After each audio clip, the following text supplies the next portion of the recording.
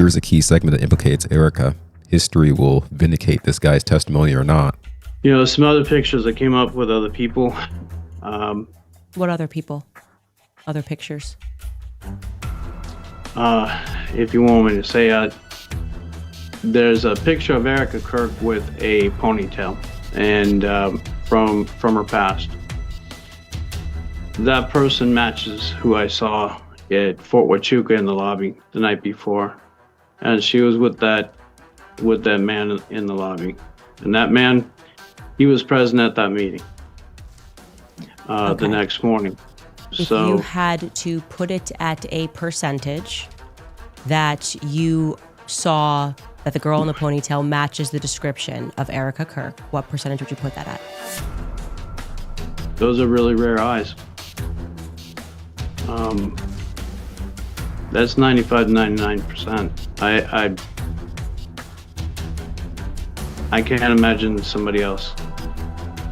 Okay, so what I'm going to say, because obviously that's very explosive, and it's one of the reasons why I wasn't sure if I wanted to have you on. I'm going to be honest with you, because made reservation. Okay, so now I'm going to play for you the first part of the conversation where he describes the woman. As far as my suspicion is with his credibility, I find it interesting that he goes into this detail describing a woman he saw at a hotel for the beginning part, only to have the reveal at the end of his testimony that it might be Erika. It has a bit of a contrived feeling to it. And so then I notice in his first part, right before he describes the female, he looks to be somewhat nervous.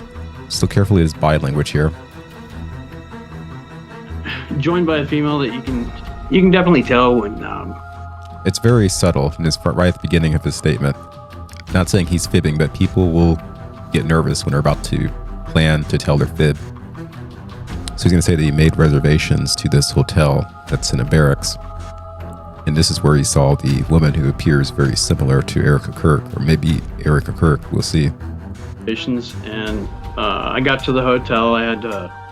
It was sort of hard to find, but once I found it, I sort of recognized it because it was that was actually the barracks that I had when I was there in AIT training, but they converted it. So yeah, that was pretty cool. All of a sudden, I'm staying in the same barracks. A really nice place, by the way. Wonderful beds. But yeah, I check in, and as I'm doing that, you can tell that there's regular military people, young kids that are there, probably just checking in to post, stuff like that. There were a couple people that stood out, and they're a little bit older, and as I'm checking in, one guy that was sitting on the couch, he just had a sheen to him. Looked like he had a professional military sheen to him. If I had to guess, being a special forces guy, I would have guessed that he's ex-special forces, probably doing, something down there, probably contract. He was definitely waiting on something. And age about, just so we can get a description, age? I'd say 33 to 40. About there, give or take. I wasn't there to check out people or check ID cards. I just happen to know them. And veterans, especially SF guys, when you notice somebody like that, I almost had the impression, so much so that I was going to go up and ask him what group he was with and say hi and thank him for his service. I didn't really get that chance. So as I'm checking in and then I go to my room and then come back out, he was joined. And joined by a female that you can definitely tell when, how do you put it, when people are well off and they're dressing down. She was definitely dressing down, and it was very well kept. The one thing I noticed about the woman that really stuck out to me was her eyes. And I have an ex that has caused me a lot of problems.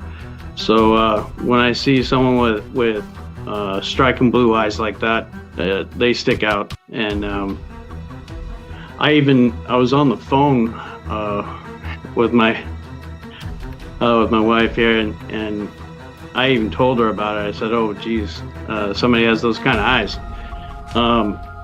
It creeped me out a little bit, and it had nothing to do with that person. Just, life is what it is.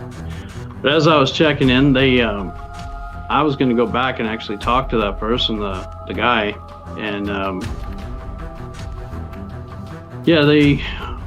between me at the front desk and then going back to my room one time and then coming back out, I was going to go to dinner.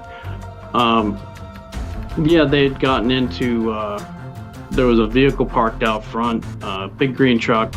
It looked like a real shiny GSA type. They were getting into that vehicle and driving off. And that night I went to dinner at some, a little bit crazy. The people in Sierra Vista, they can probably verify there was a Mexican sushi place in Sierra Vista.